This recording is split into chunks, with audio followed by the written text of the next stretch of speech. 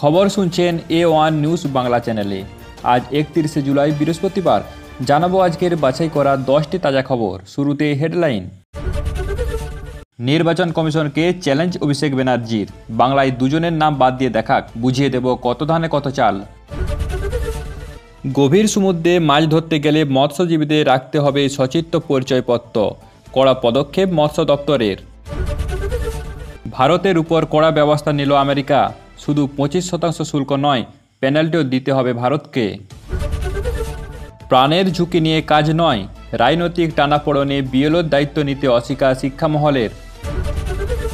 কবে শেষ হবে ঘাটাল মাস্টার প্ল্যানের কাজ এবং ঘাটালে বন্যার কারণ কি তা জানালেন দেব। স্বাস্থ্যসাথী কার্ডে চিকিৎসা করালো না হাসপাতাল কর্তৃপক্ষ, রাজ্যের কাছে রিপোর্ট তলব করল কলকাতা হাইকোর্ট। ফলেই গেল সুনামির ভবিষ্যৎবাণী, 1999 সালে বলেছিলেন জাপানি বাবা ভাঙ্গা। 13 ঘন্টা 45 মিনিটেই স্বপ্নপূরণ, ইংলিশ চ্যানেল জয় করলেন বাংলার মেয়ে। দক্ষিণবঙ্গে ভারী বৃষ্টির পূর্বাভাস, পাহাড়ে ধস নামার আশঙ্কা, সারা সপ্তাহ জুড়ে থাকবে গরম। 8.8 মাত্রায় শক্তিশালী ভূমিকম্পের পর রাশিয়ায় আছড়ে পড়ল সুনামি।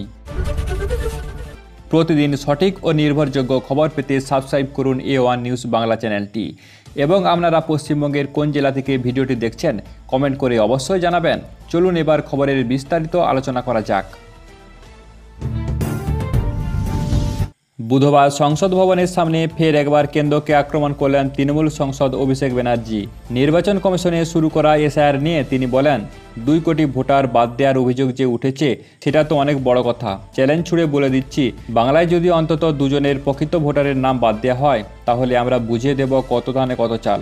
তিনি আরও দাবি করেন, নির্বাচন কমিশন যেটাকে স্পেশাল ইনসেনটিভ রিভিশন বলছেন, আসলে সেটা হচ্ছে সাইলেন্ট ইনভিজিবল রিগিং, মানে চুপি চুপি ভোটে কারচুপি।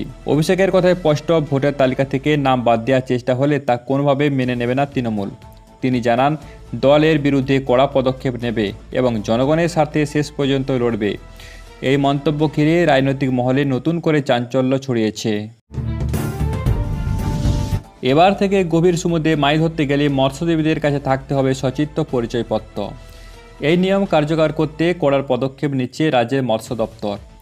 সম্প্রতি উপকূলরক্ষী বাহিনীর উপস্থিতিতে একটি গুরুত্বপূর্ণ বৈঠক হয় মৎস্যজীবী সংগঠনগুলির সঙ্গে। সেই বৈঠকে উপস্থিত ছিলেন সহ মৎস্য অধিকর্তা সুরজিৎ বাগ। তিনি জানান, বিভিন্ন গুরুত্বপূর্ণ বিষয়ে সংগঠনগুলোকে সতর্ক করা হয়েছে। পাশাপাশি সমস্ত মৎস্য বন্দরে মাইকিংয়ের মাধ্যমে সচেতনতা বাড়ানোর উদ্যোগ নেওয়া হয়েছে। নতুন এই নির্দেশিকা মূলত নিরাপত্তা ও সুশৃঙ্খল মাছ ধরার প্রক্রিয়া বজায় রাখার উদ্দেশ্য বলেই দপ্তরের পক্ষ থেকে জানানো হয়েছে। ভারতের বিরুদ্ধে কড়া সুরে মন্তব্য করলেন আমেরিকার প্রেসিডেন্ট ডোনাল্ড ট্রাম্প। সম্প্রতি এক পোস্টে তিনি জানান, ভারতের উপর 25% শুল্ক বসানো হবে, সঙ্গে দিতে হবে পেনাল্টিও।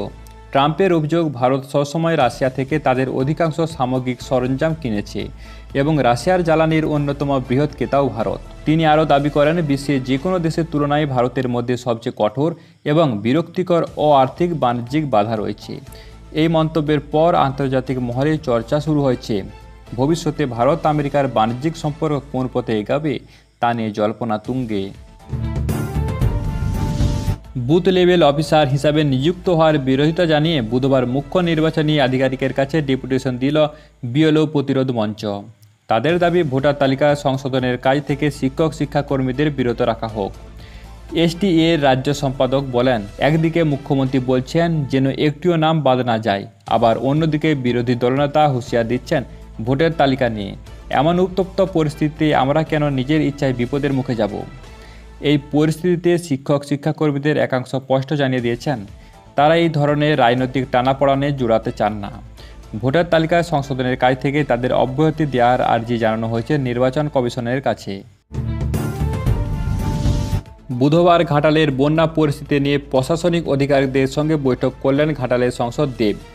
বৈঠক শেষে তিনি জানান, এবছর ঘাটালে 60% বেশি বৃষ্টি হয়েছে, তার উপর আবার ডিবিসি জল ছেড়েছে, ফলে 19 জুন থেকে ঘাটাল জলমগ্ন হয়ে পড়েছে।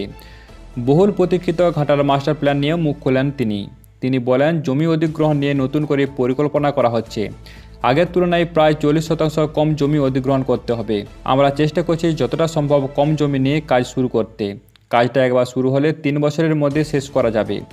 দেবের বক্তব্যে স্পষ্ট, কেন্দ্র রাজ্য সমন্বয়ে দ্রুত এই প্রকল্প শুরু করার দিকে জোর দেওয়া হোক, যাতে ঘাটালবাসীর দীর্ঘদিনের জলবন্দী পরিস্থিতি থেকে মুক্তি পান।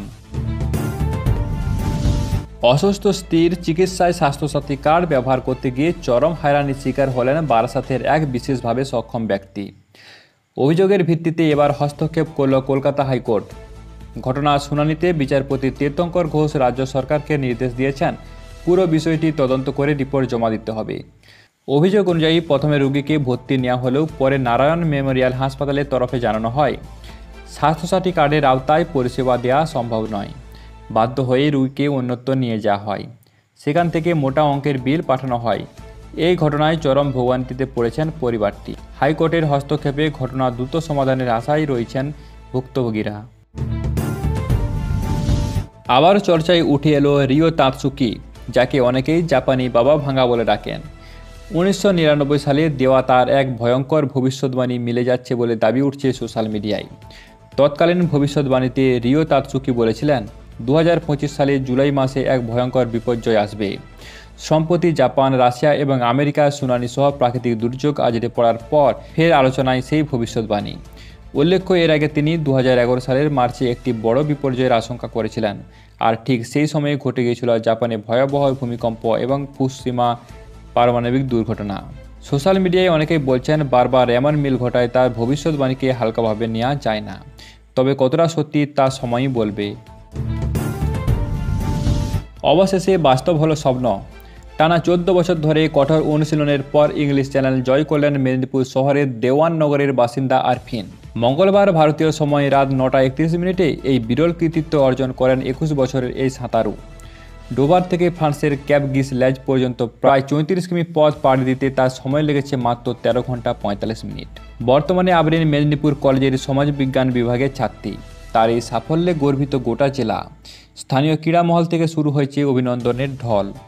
আবরিন নিজেও জানিয়েছেন ছোটবেলা থেকেই তার স্বপ্ন ছিল ইংলিশ চ্যানেল পার করার, আর আজ সেই স্বপ্ন সত্যি হয়েছে পরিশ্রম আর অধ্যাবসায়ের জোরে। বুধবার দক্ষিণবঙ্গের একাধিক জেলায় ভারী বৃষ্টির পূর্বাভাস দিয়েছে হাওয়া অফিস। বজ্র বিদ্যুৎ সহ ঝড় বৃষ্টি চলবে বৃহস্পতিবার পর্যন্ত। কোথাও কোথাও ঘন্টায় 30 থেকে 40 কিমি বেগে ঝোড়ো হাওয়া বইতে পারে বলে জানানো হয়েছে। অন্যদিকে উত্তরবঙ্গে ধীরে ধীরে বাড়বে বৃষ্টির দাপট। সপ্তাহের শেষে পাহাড়ি এলাকায় ধস নামার সম্ভাবনা রয়েছে বলে সতর্ক করেছে আবহাওয়া দপ্তর। শহর কলকাতায় বৃহস্পতিবার থেকে বৃষ্টির পরিমাণ কিছুটা কমবে, তবে শুক্রবার থেকে ফের বাড়বে গরম। বাতাসে জলীয় বাষ্প বেশি থাকার ফলে বাড়বে অস্বস্তিও। সব মিলিয়ে রাজ্যের 2 অংশে এই সপ্তাহে আবহাওয়ার রদবদলের সতর্ক থাকার বার্তা দিয়েছে আবহাওয়াবিদরা। রাশিয়ার কামচাটকা অঞ্চলের ইয়েলিজোভস্কি জেলায় উপকূলবর্তী এলাকায় 8.8 মাত্রায় ভূমিকম্পের অনুভূতি হয়েছে।